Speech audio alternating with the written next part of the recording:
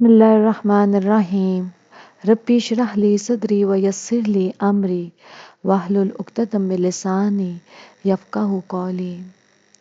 الحمد للہ رب العالمین، وہ رب جو ہمارے دلوں کو جانتا ہے، ہمارے دلوں کے حال جانتا ہے، جو ہم چھپاتے ہیں، جو ہم ظاہر کرتے ہیں، سب جانتا ہے۔ قرآن اللہ تعالیٰ کا وہ پیغام ہے جو ٹوٹے دلوں کو جوڑ دیتا ہے، گمراہ کو راستہ دکھاتا ہے اور مایوس انسان کو امید دیتا ہے۔ آئیں قرآن سے اپنا رشتہ مضبوط کریں، کیونکہ یہی ہماری دنیا کی رہنمائی اور آخرت کی کامیابی ہے۔ آج ہم پڑھیں گے آیت نمبر 62 اور 63 سورہ البقرہ کی۔ وَإِذْ اور جب آخذنا لیا ہم نے میثاقکم پختہ عہد تم سے، ورفعنا اور اٹھایا ہم نے فوقکم اوپر تمہارے الطور طور کو، خذو پکڑو ما جو کہ آتینکم دیا ہم نے تمہیں، بقوتٍ ساتھ قوت کے، واذکروا اور یاد کرو ما جو فیہ اس میں ہے لعلکم تاکہ تم تتقون متقی بن جاؤ۔ ثم پھر تولیتم پھر گئے تم، من بعد بعد ذالک اس کے، فلولا پھر اگر نہ ہوتا، فضل اللہ فضل اللہ کا، علیکم تم پر، ورحمتہ اور رحمت اس کی، لکنتم البتہ ہوتے تم، من الخاسرین خسارہ پانے والوں میں سے۔ اور جب لیا ہم نے پختہ عہد تم سے اور اٹھایا ہم نے تمہارے اوپر طور کو، پکڑو جو دیا ہم نے تمہیں ساتھ قوت کے، اور یاد کرو جو اس میں ہے تاکہ تم متقی بن جاؤ۔ پھر گئے تم بعد اس کے، پھر اگر نہ ہوتا فضل اللہ کا تم پر اور رحمت اس کی، تو البتہ ہوتے تم خسارہ پانے والوں میں سے۔ اب یہاں پر اللہ تعالیٰ یہودیوں کو وہ عہد دے اور وہ عہد و میثاق یاد دلا رہا ہے جو ان سے لیا گیا تھا۔ کون سا عہد تھا؟ کہ تم اللہ وحدہ لا شریک کے ساتھ کسی کو شریک نہیں کرو گے اور اس کے رسولوں کی اتباع کرو گے۔ اور اللہ تعالیٰ نے یہاں یہ بھی فرمایا کہ جب ان سے یہ عہد لیا جا رہا تھا تو اس وقت ان کے سروں پر پہاڑ کو بھی اٹھا کھڑا کیا گیا تھا، تاکہ اس عہد و پیما کا یہ اقرار کریں اور اسے قوت اور طاقت اور مضبوط عزم اور ارادے کے ساتھ پکڑ لیں، جیسا کہ ارشاد باری تعالیٰ ہے۔ اور جب ہم نے ان کے سروں پر پہاڑ اٹھا کھڑا کیا، گویا وہ سائبان تھا، اور انہوں نے خیال کیا کہ گویا وہ ان پر گر رہا ہے، تو ہم نے کہا اس تورات کو جو ہم نے تمہیں دی ہے زور سے پکڑ لو، اور جو کچھ اس میں لکھا ہے اسے یاد رکھو تاکہ تم برے کاموں سے بچ جاؤ۔ طور کیا ہوتا ہے؟ طور سے مراد وہ پہاڑ ہے جس پر نباتات ہوں، اور جس پہاڑ پر نباتات نہ ہو وہ طور نہیں کہلاتا۔ اب کیا ہے یہاں پر اللہ تعالیٰ بنی اسرائیل سے ہی خطاب کر رہے ہیں۔ پچھلی جتنی آیات ہم نے پڑھی ہیں وہ بنی اسرائیل کے بارے میں ہی ہیں۔ سب آیات جو اللہ تعالیٰ نے ان پر احسانات کیے، بہت سارے احسانات تھے جو اللہ تعالیٰ نے بنی اسرائیل پر کیے تھے۔ سب سے پہلے تو سب سے بڑا احسان تھا کہ ان کو ایک امت سلیکٹ کیا تھا اپنے دین کے لیے، کہ وہ دین کے لیے کام کریں گے، اللہ تعالیٰ سے لوگوں کو جوڑیں گے، لوگوں کو اللہ سے جوڑیں گے، اللہ تعالیٰ کا پیغام آگے پہنچائیں گے۔ لیکن انہوں نے کیا کیا کہ وہ اس پہ پورا نہیں اترے، وہ مسلسل اللہ تعالیٰ کی نافرمانی کرتے تھے، ناشکری کرتے تھے، اللہ کی نعمتوں کو جھٹلاتے تھے، نبیوں کو ناحق قتل کرتے تھے۔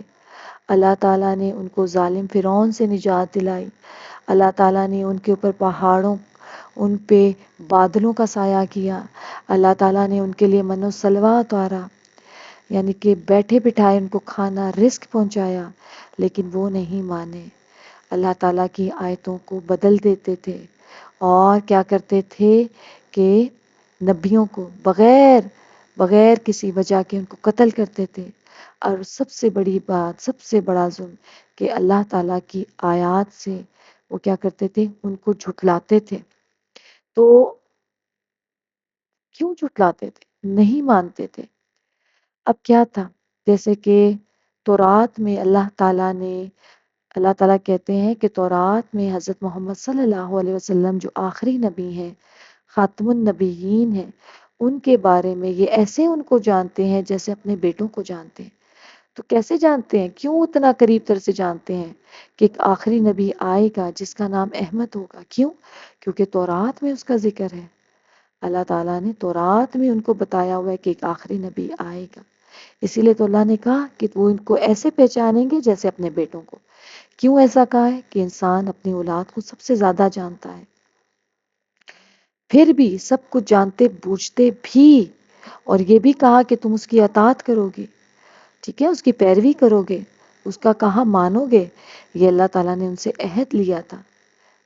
لیکن اس میں عہد لینے کے بعد اللہ ان کی جو کیا کیا، انہوں نے جو اللہ تعالیٰ کی آیات تھی ان کو جھٹلا دیا اور اس سے انکار کر دیا اور اللہ تعالیٰ کی نافرمانی کی. اس سے پھر گئے. اور اللہ تعالیٰ نے ایک پختہ عہد لیا تھا انسان سے بھی. جو شروع کی آیات ہم نے پڑھی تھی وہیں سے جب اللہ تعالیٰ نے حضرت آدم علیہ السلام کو زمین پہ بھیجا تھا تو کیا کہا تھا؟ آیت نمبر 38 یہاں پہ میں کوٹ کر رہی ہوں سورہ البقرہ کی.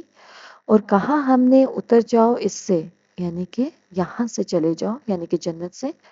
اور کہا ہم نے اتر جاؤ اس سے سب کے سب، پھر اگر آئے تمہارے پاس میری طرف سے کوئی ہدایت تو جس نے پیروی کی میری ہدایت کی تو نہ اسے کوئی خوف ہوگا ان پر اور نہ وہ غمگین ہوں گے.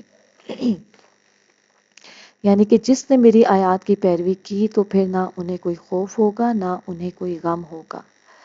اور اللہ تعالیٰ کہتے ہیں کہ یہاں سے جاؤ، تمہاری طرف میری طرف سے ہدایت آئے گی اور جس نے میری ہدایت کی پیروی کی اسے کوئی خوف نہیں ہوگا. تو اسی طرح ہر جو بھی امت آتی تھی اس کے ساتھ تورات جو اللہ تعالیٰ نے کتابیں اپنی بھیجی، وہاں پہ اللہ تعالیٰ نے ہدایت کی باتیں ان کو بتائیں کہ اس کو پکڑ لو.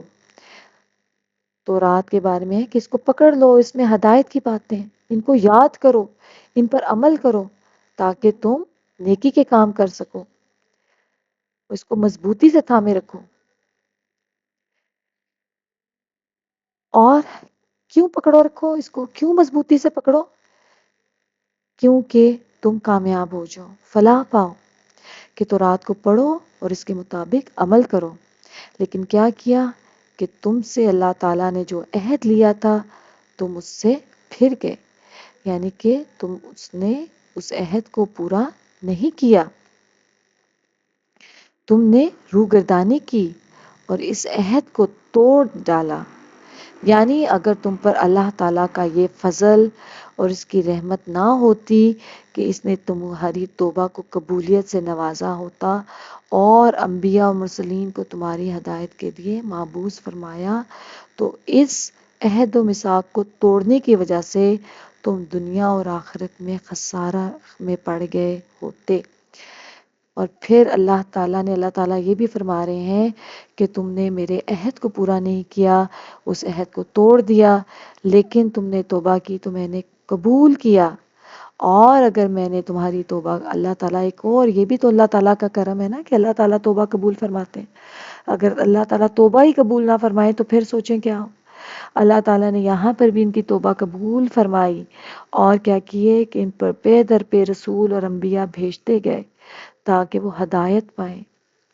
لیکن انہوں نے ہدایت نہیں پائی اور پھر اللہ تعالیٰ نے امت محمد کو بھیجا اور جو ذمہ داری ان کو دی گئی تھی وہ ذمہ داری امت محمد کو دی گئی کہ اب آپ نے یہ ذمہ داری، جبکہ نبوت کا سلسلہ ختم ہو چکا ہے، اللہ کے آخری رسول حضرت محمد صلی اللہ علیہ وسلم جو کہ خاتم النبیین ہے، ان کے بعد اب کوئی نبی نہیں آئے گا. وہ اللہ کا پیغام پہنچا چکے ہیں. اب ہماری ذمہ داری ہے کہ ہم اس پیغام کو آگے پہنچائیں، ہم خود بھی اللہ سے جڑ جائیں اور لوگوں کو اللہ سے جوڑیں۔ آئیں ہم سب اللہ سے جڑ جائیں، کیونکہ اللہ سے جڑنے میں ہی نجات ہے۔ یاد رکھیں، اور کوئی ذریعہ نہیں ہے۔ پچھلی قومیں بھی اسی وجہ سے تباہ ہو گئی تھی، کیونکہ انہوں نے انکار کیا، اور جو ڈیوٹی اللہ تعالیٰ نے ان کو دی تھی انہوں نے اس سے روگردانی کی، پیچھے ہٹ گئے، اپنا سلسلہ، اپنی وجہ، جو پیدا ہونے کی وجہ ہے اس کو نہیں سمجھا۔ تو ہم نے اس وجہ کو سمجھنا ہے کہ اللہ تعالیٰ نے ہم کو کیوں پیدا کیا۔ تو وہ وجہ ہمیں کیا سمجھ آئی ہے؟ وہ وجہ یہ ہے، اللہ تعالیٰ نے انسان کو تخلیق اس لیے کیا ہے کہ وہ اللہ کی عبادت کرے اور اللہ سے جڑ جائے اور اللہ سے لوگوں کو جوڑے۔ یہی ہمارا وجود میں آنے کا جو وجہ ہے وہ یہی ہے۔ اللہ تعالیٰ ہم سب کو اس مشن میں کامیابی نصیب فرمائے۔ آمین ثم آمین۔ ملتے ہیں آپ سے دوبارہ۔ السلام علیکم ورحمۃ اللہ وبرکاتہ۔